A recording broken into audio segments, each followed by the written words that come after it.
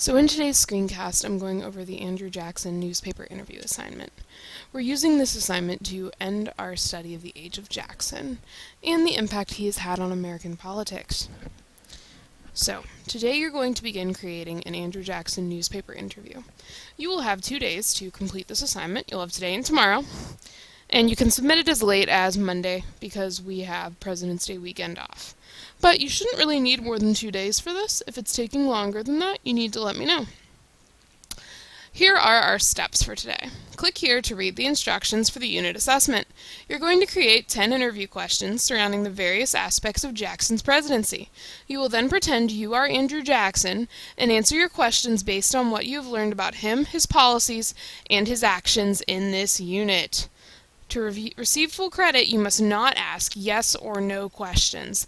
That is a big thing, because if we choose to write yes or no questions or provide yes or no answers, we are not showing that we have learned anything in this unit. And I know you have learned a lot about this president.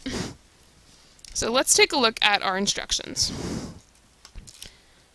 Jackson Interview Project.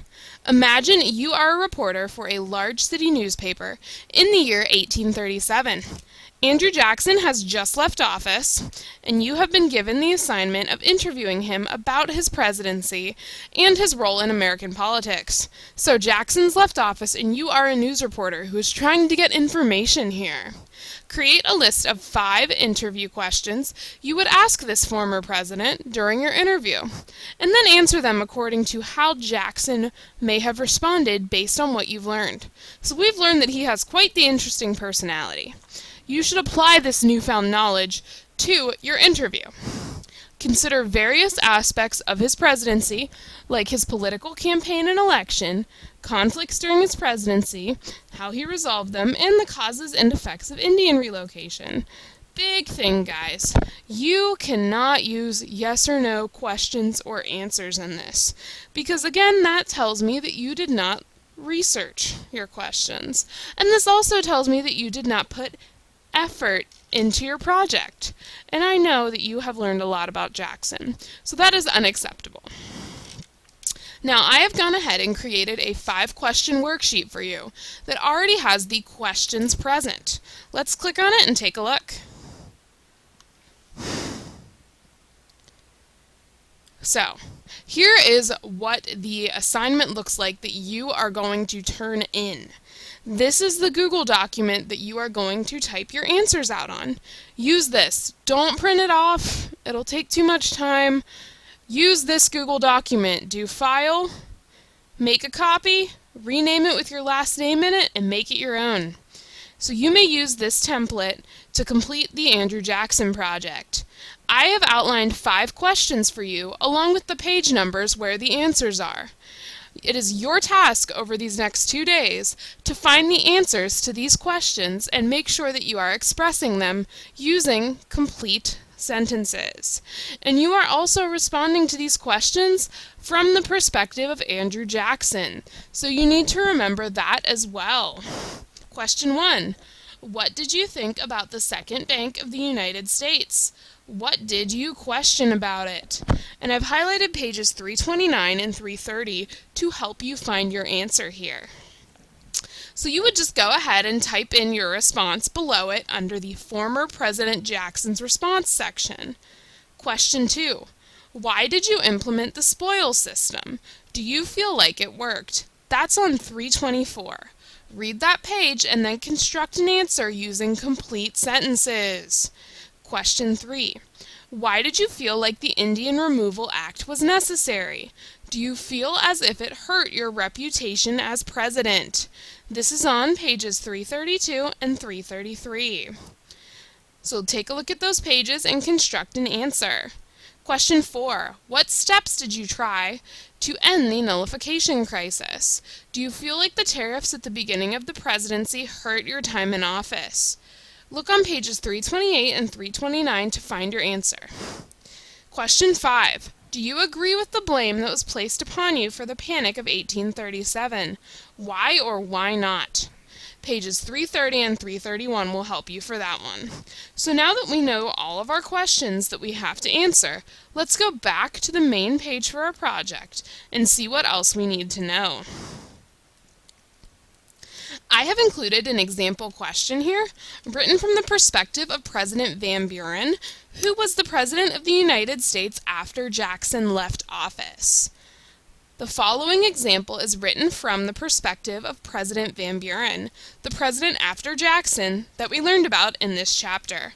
Example question: do you feel as if the Panic of 1837 affected your presidency? Why? Example response: I definitely feel like it did. President Jackson caused so many reforms and changes during his term that controversy was common. The Panic of 1837 was a financial crisis that was not my fault.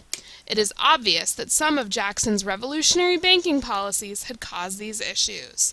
So as you can see here, I have written a question from the perspective of the reporter, and I have also written an answer from the perspective of President Van Buren. Lastly, let's see how you are graded. I will give you 10 points for presenting me with 5 questions that include the required terminology. So basically, answer those 5 questions that I've given you. You will receive 20 points for responses that are detailed and expressed using complete sentences, reflecting on material that's present in the book. Using Google or Wikipedia will not get you the information that I am looking for. Your textbook is where it is at for this assignment. Again, that is worth 20 points. The assignment is written from the perspective of an interviewer and Andrew Jackson answering the interviewer. 5 points is provided for writing from the correct perspective. And the assignment is free of grammatical errors that hinder the meaning of the sentence. You get 5 points for that too. So our total point value here is going to be 40 points for the project.